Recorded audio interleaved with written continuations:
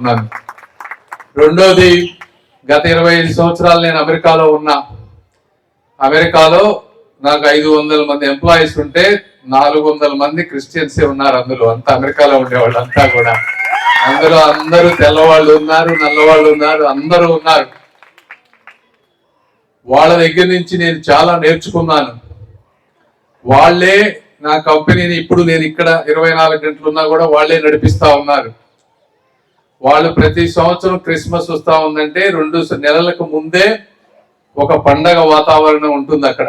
ఎందుకంటే పిల్లలు కానీ మా భార్య కానీ వెళ్ళి క్రిస్మస్ ట్రీ కొనుక్కొని వచ్చి, అంటే ఇందులో 2 రకాలు, క్రిస్మస్ ట్రీ రెడీగా ఉన్నది కొనుక్కోవచ్చు, చిన్న చిన్నవన్నీ కూడా కొనుక్కొని వచ్చి ఒకదానికి ఒకటి పెట్టుకుంటా వచ్చి దానికి స్టార్స్ కానీ లైట్స్ కానీ పెట్టుకుంటా ఒక కార్యక్రమం లాగా చేసుకుంటా ఉండొచ్చు. నా పిల్లలంతా కూడా చిన్నప్పటి నుంచి ప్రతి సంవత్సరం ఈ విధంగా చేసుకుంటూ క్రిస్మస్ అనేది దీపావళి సంక్రాంతి ఎలా చేసుకుంటామో అదే విధంగా క్రిస్మస్ ని వారి జీవితాలతో భాగం చేసుకుంటా వస్తా ఉన్నాం 25 సంవత్సరాలుగా. కాబట్టి మీరు ఏ విధమైనటువంటి ఆనందాన్ని పొందుతారో అదేవిధంగా క్రిస్మస్ రోజు మా ఆఫీసులో అందరూ నాకు గిఫ్ట్లు ఇస్తారు, మేము అందరికీ గిఫ్ట్లు ఇస్తాం.